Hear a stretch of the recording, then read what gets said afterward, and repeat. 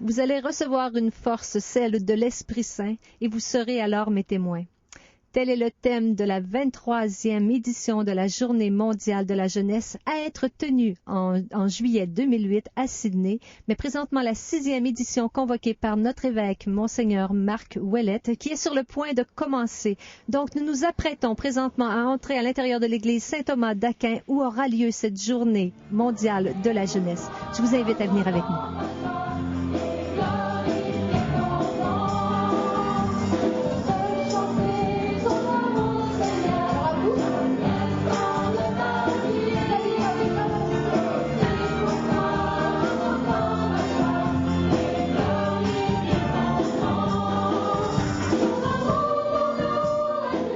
Ce qui est intéressant avec les Journées mondiales de la jeunesse, c'est que ça nous met en communication avec des gens qui ont la même âge que nous et donc probablement les mêmes préoccupations que nous, les mêmes soucis. Oui, en tant que catholique, c'est le fun d'entrer en communication avec tout le monde, toutes les tranches d'âge, les enfants, les adultes, tout ça. Mais c'est une journée où est-ce que, comme là, Toto, il y avait des gens en groupe, puis on parle, tu sais, on n'a pas les mêmes préoccupations, les mêmes buts. C'est une génération différente de nos parents, puis tout ça. Puis je pense que les jeunes aiment ça venir parce qu'ils se sentent peut-être plus écoutés, parfois plus concernés. Je pense qu'il y en a des fois qui sentent que les parents comprennent pas toujours les préoccupations maintenant des jeunes, puis tout ça. Puis des rassemblés comme ça, une journée, une fin de semaine. Je pense que ça nous fait du bien, là, les jeunes. Sébastien, c'est ta première expérience avec la JMJ comme telle. Est-ce que tu peux nous donner tes premières impressions? Oui, en fait, j'ai trouvé ça extraordinaire, cet élan jeunesse, en fait, de nous attirer par ce qu'on aime vraiment, en fait, par la musique, par les témoignages et par les enseignements, les vraies questions qu'on se pose. J'ai trouvé ça vraiment génial, l'approche qui nous faisait et la place qu'il nous donne. Moi, justement, j'étais un peu désespéré par la situation de la place de la religion auprès des jeunes au Québec. Mais quand je suis venu ici, ça m'a renouvelé un peu dans ma foi de voir à quel point c'était fervent finalement. Tu sais. Est-ce que tu vas devenir un témoin et de quelle façon? Je repars rempli des questions qui sont posées, mais en fait, je retiens que d'être à l'écoute de l'esprit, d'être à l'écoute de cet esprit créateur qui est présence d'amour et qui est présence de Dieu et de se laisser transformer pour être plus à son image et pour être justement présence de Dieu auprès des personnes, pas seulement en témoignant et en montrant justement tout ce qu'on a appris, nos connaissances. Ouais, c'est ça. Tout est dans l'aide. Alors, si je te disais, qui est l'Esprit Saint pour toi, à quoi tu répondrais? Qu'est-ce que tu pourrais me répondre? L'Esprit Saint, pour moi, c'est la base, c'est la force. C'est qu'est-ce qui me permet de continuer. C'est l'outil de travail que j'utilise régulièrement, même tout le temps, pour prendre les bonnes décisions. Comment toi, Francis, tu t'engages concrètement dans ta foi? Moi, c'est par des gestes tout simples. En étant au travail ou quand je fais du sport, c'est toujours le plus souvent possible, être heureux. Vivre tout simplement, puis j'impose pas, j'inculque pas à personne ma foi, sauf que j'essaie de sourire, je vais aller voir les gens plus démunis, je fais plusieurs efforts, même si ça me tente pas, c'est ça de compassion, puis je le fais quand même, puis tout ça avec mon cœur, puis je me dis dans le sens que si les gens veulent me poser des questions, à ce moment-là, j'expliquerai plus sur ma foi. Le thème est magnifique, le thème que vous voyez ici à l'arrière. Vous allez recevoir une force, celle de l'Esprit Saint, alors vous serez mes témoins. C'est le thème que le Saint-Père Benoît XVI a donné pour vivre cette JMJ mondiale qui se vit présentement. Et moi, je te dirais, je trouve ça extraordinaire parce que les jeunes ont répondu vraiment beaucoup à l'appel et il y a un esprit de communion, d'amour, de fraternité. Déjà, quand on a commencé la journée en invoquant l'Esprit Saint par des chants vraiment dynamiques et au travers les deux animateurs. Et je crois vraiment qu'on sentait la mouvance de l'Esprit Saint tranquillement habiter les cœurs. Et il y avait une joie, une fraternité, il y avait un enthousiasme qui se dégageait et je crois que c'était magnifique. Moi, pour ma part, c'est ce que j'ai trouvé. Et je crois que tous ces jeunes seront appelés à être des prophètes d'espérance pour appeler d'autres jeunes à connaître vraiment l'amour du Christ qui donne la vie, une vie vraiment heureuse et pleine. Et je crois remplie de joie. Et chaque jeune sera appelé vraiment à s'engager dans son milieu, là où ce qu'il est, à donner vraiment ce qu'il y a de plus beau en lui, c'est-à-dire le trésor spirituel de l'Église, Jésus, sa présence au cœur du monde. Le premier témoignage, permettez-moi cette expression, c'est le stationnement du dimanche autour des églises.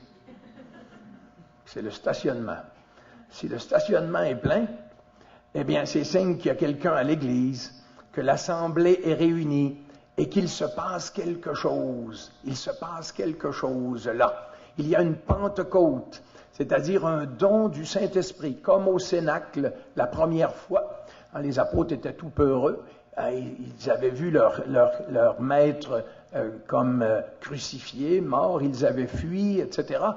Et là, tout à coup, ils se retrouvent à prier ensemble et il y a une ouverture du ciel, un vent violent et des langues de feu qui se posent sur eux. Et là, ils sont transformés. Et ils sortent et ils commencent à témoigner. Les gens ne les reconnaissent pas. Ils pensent qu'ils sont saols, qu'ils ont bu. Qu'est-ce qui s'est passé? Mais non, ils ont reçu le don du Saint-Esprit. Là, ils n'ont peur de rien. Alors, l'Eucharistie dominicale, c'est une Pentecôte perpétuelle, nous dit le pape.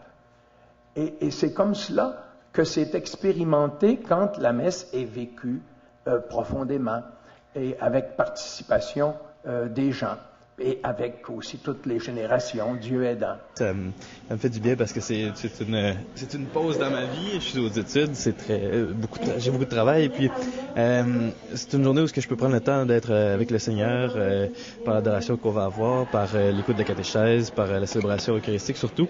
C'est ça. C'est un moment aussi pour me préparer à Pâques parce que vraiment je pense que besoin de s'arrêter un peu pour méditer c'est un mystère qui s'en vient.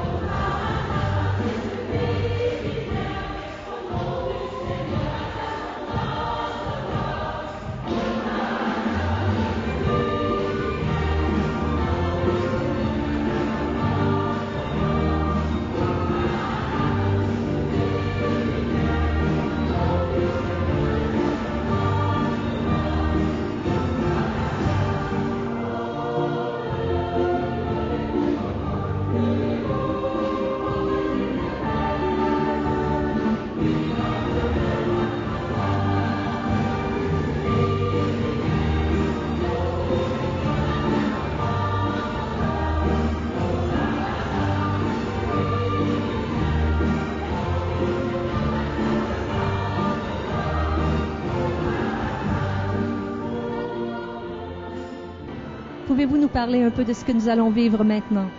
Alors, c'est une célébration très importante parce qu'elle est dans le cadre de la Journée mondiale de la jeunesse. Et c'est notre archevêque qui a invité tous ces jeunes qui sont ici présents à venir célébrer leur Seigneur, à venir fraterniser. Alors, nous venons juste d'arriver avec le rameau en main et nous avons acclamé le Seigneur. Et là, ça se poursuit parce que tous ensemble... Tout le monde est en train d'arriver sur place là, maintenant. Et voilà, tout le monde est en train d'arriver sur place, l'archevêque, les évêques.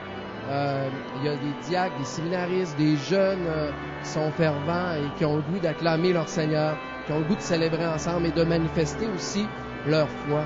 Parce qu'on vient tout juste d'arriver, on doit marcher dans les rues de la ville pour manifester cette joie, pour manifester cet amour que nous avons envers le Seigneur. Qu'est-ce qu'une journée comme celle-ci peut apporter après au quotidien, auprès des jeunes, de par vous? C'est une bonne question. À chaque fois qu'il y a une rencontre de ce type-là, il y a toujours deux chemins possibles. Il y a ce que l'on voudrait qu'il arrive et il y a ce que l'Esprit Saint voudrait qu'il se passe.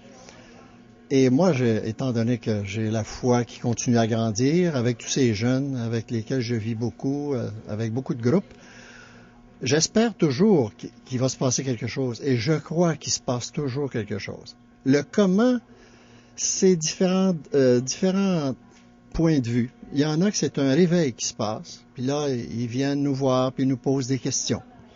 Qu'est-ce que tu en penses? Ils voudraient qu'on donne une référence, mais on les laisse avancer.